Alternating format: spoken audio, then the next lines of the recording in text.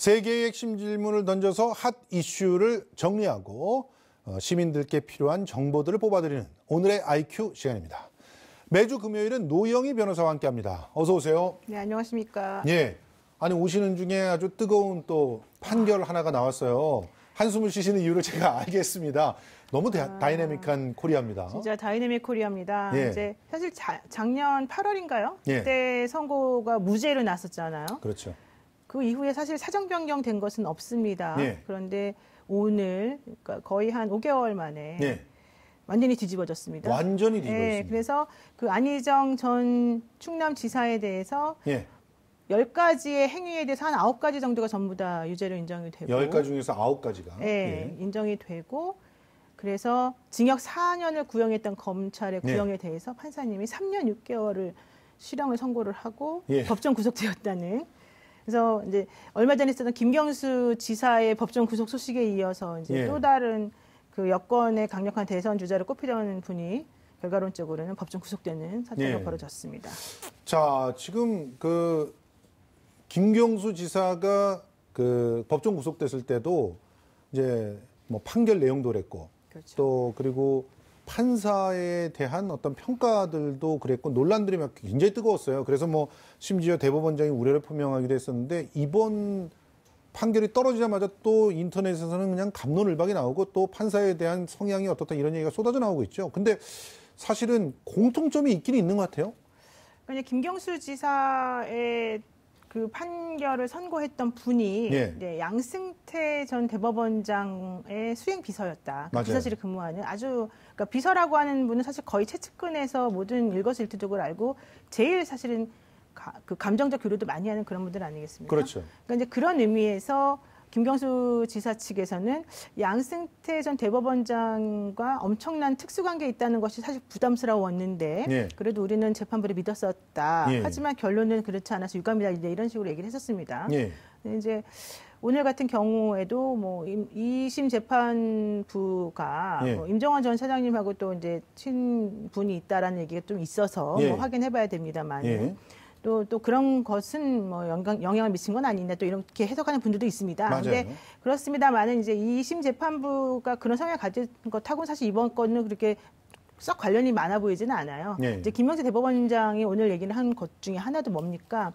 판결에 대해서 비판을 할 수는 있겠지만 판사의 성향이나 그런 걸 가지고서 공격하는 것은 매우 부적절하다 하지 않겠습니까? 그러니까 이제 법리나 증거를 가지고 다투는 게 이제 당연하다는 얘기인데 이제 문제는 그 증거가 부족한 경우에 혹은 직접 증거가 없는 경우에 어떠한 식의 결론을 이르를까 그 논리적인 그 인과관계나 연결관계가 모든 사람들이 납득할 수 있는 정도의 수준인 것이냐 이제 이 부분이 사실 핵심이어서 이번 재판과 관련해서 특히 이제 여성단체의 그런 밑으로 둘러싸고 있는 여러 가지의 그런 강력한 요구들 이런 것들이 좀 많이 반영된 게 아니냐 이런 생각이 좀 듭니다. 그러니까 이번 판결에 대해서는 성인지 감수성에 대한 고려가 전반적으로 이런 판결을 이끌어냈다. 이렇게 얘기를 할 수가 있다는 것인데. 그게 왜 그러냐면 1심 판결 이후에 대법원에서 성인지 감수성이라고 하는 거를 강력히 요구하면서 그 측면에서 이 사건을 항상 봐야 된다고 요구를 했었었고요. 또 그 이후에 또 서지현 검사에 대한 그 판결이 났을 때 그 안태근 전 검사장에 대해서 성추행을 인정하는 내용이 있었잖아요. 당시에 서지현 검사도 그렇고 서지현 검사의 변호인이었던 서기호 전 판사도 개인적인 자리에서는 무죄날 것 같다고 사실 얘기를 했었어요. 그 얘기는 무슨 얘기냐면은 그만큼 증거라든가 이런 것 좀 힘들었다는 얘기였는데 그럼에도 불구하고 유죄가 났잖아요. 이제 그런 것들을 보게 되면 이제 일련의 흐름이라고 하는 게 사실은 대한민국의 성폭력이나 이런 재판과 관련해서 존재하는 게 아니냐 생각됩니다. 자, 그러면 뭐 좀 따로 봐야 되지 않나? 이런 정도의 가이드는 저희가 드릴 수 있을 것 같습니다. 자, 오늘의 주제는 사실 좀 다른 얘기인데요. 그렇지만 우리가 놓쳐서는 안 될 영역에 대한 그런 이야기입니다. 오늘의 IQ 주제 화면으로 만나보시겠습니다. 1년 만에 특성화고 현장 실습 부활, 그 배경과 전망은? 뭐 사실 특성화고 고등학교 학생들이 현장 실습을 하다가 다치고 또 숨지고 하는 그런 사고들을 끊어보자. 그래서 그 대책 중에 하나로 현장 실습이 폐지가 됐단 말이에요. 그게 2017년의 일 아닙니까? 그런데 다시 부활했다. 이게 무슨 소린가요? 그러니까 사실 이것은 좀 너무 안타까운 일이라고 저는 생각을 해요. 왜냐하면은 이제 특성화고에 다니는 학생들이 예전으로 말하자면 뭐 상고라든가 공고라든가 이제 이렇게 그 학교를 졸업하고 곧바로 현장에 투입이 되어서 직업을 가지고 일을 할 수 있는 사람들을 양성하는 그런 곳인데 그러한 특성화고에 다니는 학생들은 3학년이 되게 되면은 현장 실습이라고 하는 걸 그동안 나갔었단 말이죠. 그래서 현장 실습을 나가서 아이들이 이제 미리 그 직군에서 공부도 해보고 일도 해보면서 나중에 졸업하고 난 다음에 그 직군에 그대로 투입돼서 일할 수 있게끔 해보자는 게 사실 취지였는데 너무 안타깝게도 그 아이들을 받는 기업 입장에서도 안전이나 이런 것들을 좀 소홀히 하고 아이들에 대한 제대로 된 훈련이 되지 않은 상태에서 뭐 일을 시키고 아이들도 사실은 제대로 배우지도 않고 숙련되지 않은 상태에서 일을 하다 보니까 사실은 안전사고가 끊이지 않았었지 않습니까? 그러다가 특히 2017년 1월에 그 전북 전주 LG U+ 콜센터에서 근무하던 A 양이 너무너무 이제 스트레스를 많이 받으면서 결과론적으로 스스로 목숨을 끊기도 했고 실적 때문에. 지금 사망사고 일지 흘러나오고 있는데 한번 참조해 보십시오. 2010년 12월에 현장 실습하던 홍목은 작업선이 전복돼서 사망됐고 2016년 5월 스크린도 이게 참 우리 가슴을 굉장히 먹먹하게 했던 그 김모근의 사망이었죠. 그리고 또 2017년에 전주 LG U+ 콜센터에서 스스로 목숨 끊었던 얘기 오늘 얘기하셨던 겁니다. 콜수 못 치었다라고 하는 그 말. 이 말이 오랫동안 우리 귓가에 맴돌아 있었습니다. 그리고 2017년 11월 서귀포의 음료 공장에서 현장 실습하던 이모군은 기계에 끼어서 사망했고 이 참혹한 현장도 우리가 CCTV를 통해서 볼 수가 있었는데 자, 이런 일서 17년에 좀 폐지가 됐던 거 아닙니까? 그러니까 이제 저런 것들 때문에 왜 아이들을 아무런 안전 대책도 없는 그런 현장에 내몰면서 죽음이라고 하는 극단적 선택까지 하게 만드느냐 하면서 이제 말이 많았고 결론적으로는 기업의 안전을 강화하는 요청을 하면서 학교에다가는 이제 아이들을 돌볼 수 있는 뭔가 보호장치를 마련해라라고 하는 것 때문에 그렇습니다. 일단은 이걸 중단했단 말이죠. 그런데 이제 갑자기 이걸 다시 부활했다는 거. 왜 부활했는지부터 이제 다시 좀 따져봐야 될 것 같습니다. 그렇습니다. 자, 그러면 지금부터는 3개의 질문을 던지면서 시청자 여러분들의 의문점을 파헤쳐 보겠습니다. 오늘의 IQ가 던지는 첫 번째 질문 공개합니다. 현장 실습 축소로 취업률 감소? 성급한 유턴 배경은? 최근에 현장 실습을 1년 만에 다시 부활한 배경에는 취업률이 관련돼 있다고 합니다. 자, 그럼 기존 현장 실습 정책에 어떤 문제가 있길래 갑자기 이 취업률 감소가 문제로 불거지는지 이걸 좀 알고 싶어요. 일단은 이제 그런 식으로 그 현장 실습이라고 하는 것을 그만둬라라고 얘기를 하면서 그 교육부에서 요구했던 것은 학교 측과 그다음에 기업 측에 각각 다른 요구를 했었습니다. 기업 측에다가는 안전을 강화시키고 아이들을 받기 위해서 여러 가지 사전 조치를 충분히 해라 이런 얘기였고요. 학교에다가는 아이들을 보내기 위해서는 미리 여기에서 아이들에 대한 보호 장치가 무엇이 있는지부터 확실히 챙겨라 이런 얘기였습니다. 그리고 원래 기존에는 6개월 취업 조기 취업 그러니까 6개월 먼저 취업하는 그 조기 취업 제도가 있었었는데 이제 그런 것들이 현장 실습을 통해서 연결된 회사를 통해서 이루어졌었기 때문에 자연스럽게 취업률이라고 하는 것이 담보가 됐었단 말이죠. 그런데 이 현장 실습을 그만두게 되니까 사실 기업 입장에서는 우리 당신 그 아이들을 돌보기 위한 안전장치를 새로 마련해 너무 부담스러워요. 못하겠어요. 라고 얘기들 하면서 결국 아이들을 훈련되지 않은 아이들도 나중에 결과적으로 또 새롭게 받고서 우리가 훈련 다시 시킬 수 없어요. 라고 말을 하니까 취업이 안 되는 거예요. 그래서 취업자율 수가 팍 떨어졌습니다. 게다가 학교 측에서는 그동안의 커리큘럼이 3학년 되면 아이들을 현장으로 내보내는 시스템이었기 때문에 그 아이들에게 맞는 제대로 된 커리큘럼이 없었어요. 그런데 이거를 갑자기 그만두게 되니까 이제 그걸 마련하느라고 힘들고 학교에서는 또 취업률이 중요한데 취업이 안 되고 그러다 보니까 아이들이 특성화고 내가 왜 가냐 이러면서 좀 안 가게 되고 이제 악순환의 고리가 생겨난 거죠. 그래서 교육부에서 이거 좀 문제다라고 생각을 했어요. 원래 그전에는 3개월 그럼 조기 취업하자 이런 얘기도 나왔었고 아이들이 원하는 곳으로 가게끔 하자라는 얘기도 나왔었는데 그거 전부 다 반발했어요. 기업이 싫다 그랬어요. 그러니까 학교도 부담스러운 거죠. 그래서 이게 잘 안 됐단 말이죠. 그래서 이번에 고등학교 애들의 그 취업률을 높여야 된다라고 하는 미명 하에 2020년도까지 취업률을 60% 정도 높여라. 이걸 목표로 하고 이 제도를 다시 부활해야 된다라고 하는 얘기 나오게 된 겁니다. 굉장히 가슴 아픈 일입니다. 마음이 아파요. 너무 정말 마음이 아파요. 지금 이 상황을 보면은 이제 문제가 벌어졌을 때 정부가 이해 당사자들의 어떤 그 각자의 주장들을 조금 이렇게 더 뭐랄까 조정을 하지 못하고 있구나 이런 생각이 좀 드는 것 같아요. 사실 저는 가장 문제가 뭐냐면요. 특성화고가 그런 현장 실습을 그만둔 이후에 취업률이 뚝 떨어진 건 맞아요. 그럼 떨어진 것의 원인을 아이들이 그 고졸 취업률이 떨어진 것은 현장 실습 안 갔기 때문이다. 이걸로만 보는 게 맞습니까? 그건 아닌 거예요. 바로 그겁니다. 원인을 실습 폐지에 두면 안 되는 거죠. 예. 원인을 그렇게 위험하게 아이들을 노출시켰고 그것이 잘못이라고 우리가 인정을 했다면 보호할 수 있는 상황을 만들어 놓고서 아이들을 그렇게 현장 실습을 하게끔 만들어줘야 되는 거잖아요. 그렇죠. 근데 지금 이거는 그러니까 최우선적으로는 이제 기업들에 대한 전수조사를 한다든가 그렇죠. 현장 실습의 기준을 충족하는 기업이란 어떤 것인가를 정확하게 알려주고 거기에 미달하는 그런 기업들이라면 어떻게 지원할 것인가 혹은 그렇죠. 그런 지원을 받고 얼만큼 더 아이들을 갖다 취업하게끔 할 것인가 이런 부분들을 갖다 논의를 해줘야 되는데 정부가 다분히 손을 놓고 있다는 생각밖에 들지 않거든요. 그러니까 맡겨놓고 니네들이 예. 알아서 해라라는 식으로 하게 되면 알아서 조정을 못하죠. 이 아이들이 사실 가는 곳이 뭐 아주 큰 대기업이면 모르겠습니다만 중소기업에 많이 가고 예. 중소기업의 현장 상황이 사실 열악한 건 사실이지 않습니까? 예. 그러면 중소기업 입장에서도 그 아이들을 받아가지고 본인들이 오히려 더 골치 신경을 아플까 봐. 써야 되고 예. 힘들고 또 큰일까지 벌어질 가능성이 있으면 왜 그 아이들을 데려다가 훈련시키겠습니까? 그러니까 이런 여러 가지 것들이 서로 맞물려 있는 상황이란 말이죠. 그러면 이런 것들을 다 한꺼번에 모여서 어떤 식으로 방식을 세우고 좀 노력해서 개선할 것인가를 하는 게 아니라 예. 그냥 아예 딱 야 그러면 위험하니까 하지 마 이랬다가 또 다시 떨어지고 나니까 그럼 다시 해 이렇게 나간다는 것 자체가 아무 생각이 없이 그냥 주먹구구식으로 일을 한다는 것밖에 안 되는 거죠. 네. 일단 근데 그 교육부에서는 좀 다른 말을 하고 있습니다. 그러니까 특성화고 학생들의 현장 실습 기회를 다시 확대하지만 예전과는 달리 보안 방안을 우린 갖췄다 이렇게 발표를 했어요.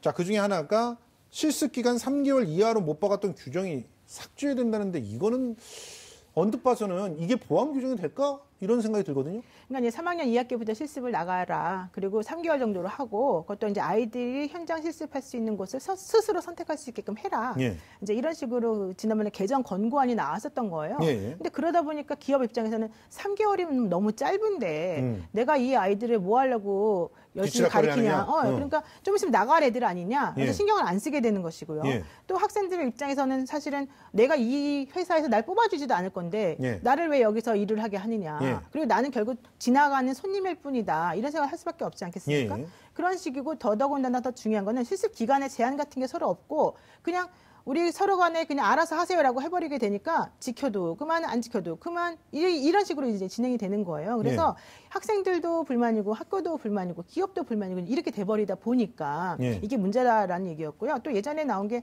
교육부에서는 전담 노무사를 배치해서 학생들을 보호를 해라 이런 얘기도 나왔었는데요. 그것도 사실 제대로 지켜지는 곳이 거의 없었어요. 예.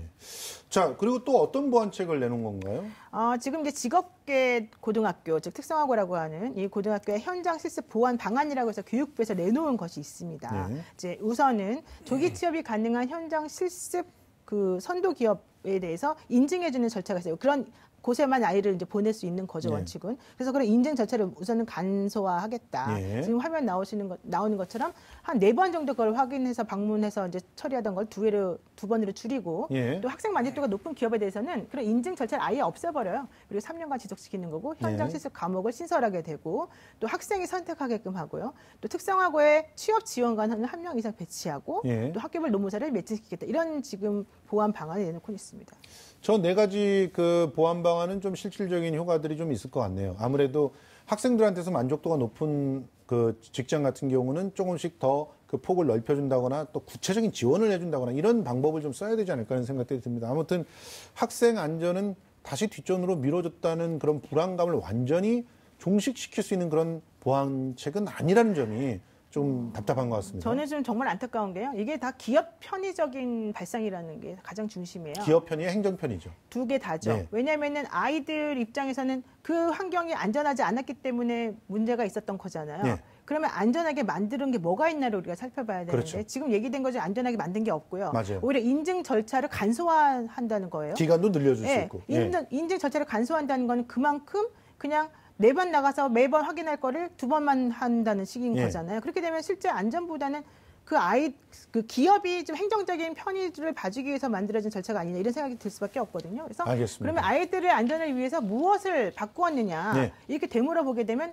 대답하는 사람들이 별로 없을 것 같습니다. 그래서 저희가 두 번째 질문을 바로 이렇게 준비를 했습니다. 두 번째 질문 공개합니다. 또다시 죽음 내몰 것 현장 실습 안전대책 충분한가? 지금 취업률이 떨어지니까 그냥 1년 만에 정책을 되돌리는 그런 모습들이 보였는데 학생들은 안정 대책이 충분하지 않다고 우려하고 있습니다. 그래서 특성화고 권리연합회의 이상현 이사장과 전화 연결해서 자세한 소식 좀 짚어보도록 하겠습니다. 자, 이사장님 나와 계신가요? 예, 안녕하세요. 예. 자, 특성화고의 현장 실습 실태가 수면 위로 떠오른 게 구의역 사고 때였습니다. 3년 전이었죠. 이 현장 실습 과거에 주로 어떤 방식으로 이루어졌는지 좀 간단하게 좀 짚어주시죠. 예, 일반적으로 알려진 현장 실습은 그 산업체에 파견돼서 이루어지는 산업체 파견형 현장 실습을 이야기하는 거고요. 예. 물론 그 외에도 이제 학교 안에서 이루어지거나 다른 형태도 있지만 문제가 되는 건 이제 어쨌든 산업체에 가서 예. 이루어지는 형태죠. 이게 이제 사회적 관심이 높아지기 전에는 지금보다 문제들이 훨씬 좀 많았는데요. 예.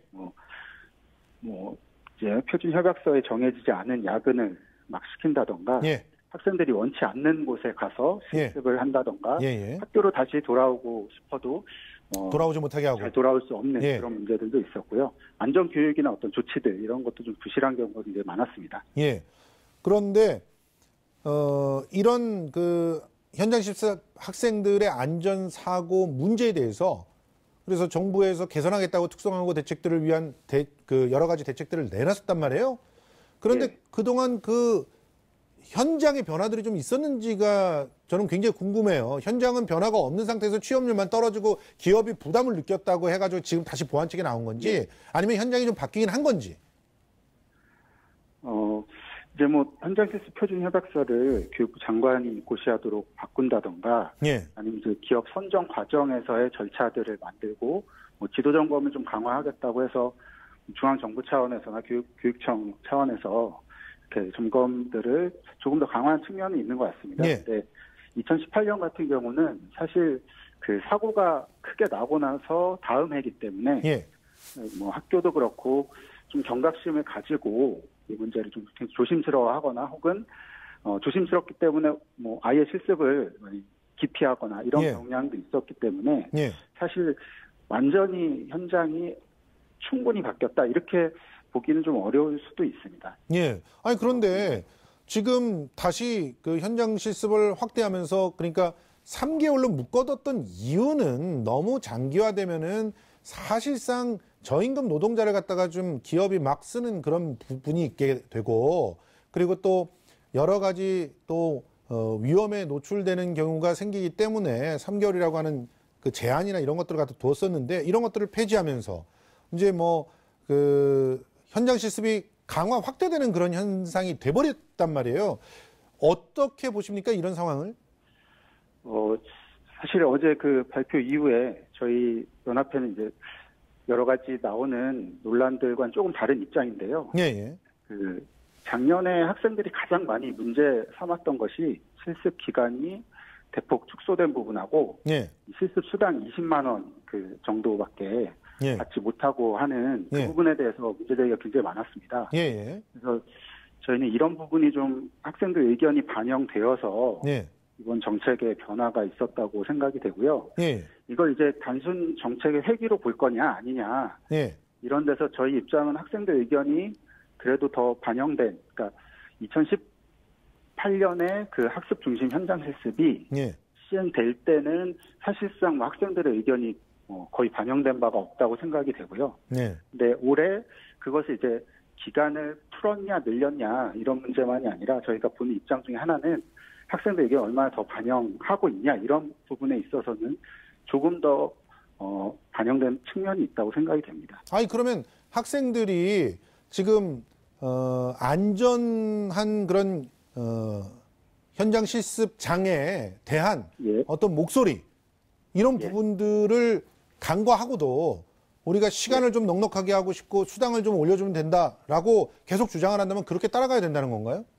그건 아닙니다. 학생들이 안전과 관련해서 그건 별로 중요하지 않다 이렇게 이야기하지는 않고요. 이미 2017년 사고 때부터 요구했던 것은 실습 그 제도 자체를 폐지할 게 아니라 그 안전한 기업 그리고 안전한 현장 실습을 만들어 달라라고 요구를 했는데 지금 계속 작년에도 얘기했던 부분이 그러니까 그 기간을 줄인다고 그 기업 자체가 바뀌냐 이런 부분에 대한 문제제기가 있었고요. 그렇죠. 저희가 또 꾸준히 주장하고 있는 부분은 사실 이 기업에 대한 안전은 교육부 단독 책임질 수 있는 부분이 아니라고 생각합니다. 그건 맞습니다. 예.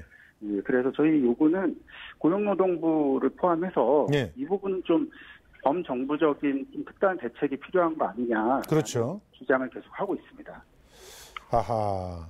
아주 중요한 지점을 또 얘기를 해 주시는군요. 그러니까 이 문제를 가지고 교육부가 내놓는 그 어떤 정책과 고용노동부라든가 뭐 산업자원부라든가 이런 쪽에서 내놓는 정책들이 함께 시너지를 내 가지고 문제가 개선이 돼야 된다 이런 얘기시군요. 거기에서 안전 부분은 그게 크다고 생각합니다. 예, 거기에서 실제 소비자인 학생들의 얘기를 중시해야 된다라고 하는 얘기인데, 그러니까 이제 취업률 감소라고 하는 그런 현상은 어떻게 보면은 학생들의 요구가 반영되지 않은 정책을 그야말로 강제하다가 생겨난 그런 어떤 부작용이다 이렇게 보시는 거군요. 예, 맞습니다. 급격하게 또 적용하면서 부작용들이 있었고요. 그리고 취업률 감소가 실습 축소 뭐 이런 부분하고 사실 현상만 보고 그걸 단정지을 수는 없는데 그 2018년에 현장에서 접수됐던 많은 이야기들을 보면 크게 두 가지가 있습니다. 첫 번째는 취업을 하려고 했는데 이런 현실 때문에 저희가 진로를 급격하게 바꿨다. 대학을 진학하는 걸로 바꿀 수밖에 없었다. 원했던 건 아니지만 이런 문제들이 있었고요.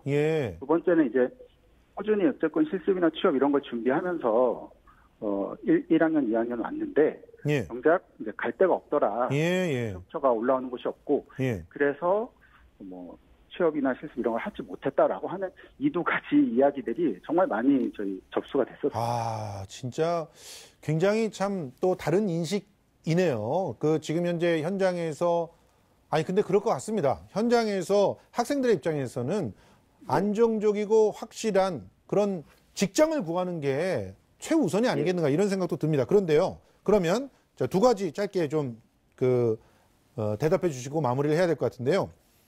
지금 안전대책, 미흡하다는 의견, 이 부분에 대해서 우려가 되는 점과 앞으로 이 특성화고 재학생들과 졸업생들이 어떻게 원하는 그런 그 현장 실습을 관철시키기 위해서 반드시 필요한 것은 무엇이라고 보시는지 이 두 가지를 좀 말씀해 주십시오. 일단 안전과 관련해서는 말씀드렸다시피 이제 고용노동부를 포함한 범정부적인 대책이 필요하다고 생각하는데요. 이 안전 문제를 제대로 지키지 않는 기업은 사실 그러니까 어떤 법을 어기는 거잖아요. 그렇죠.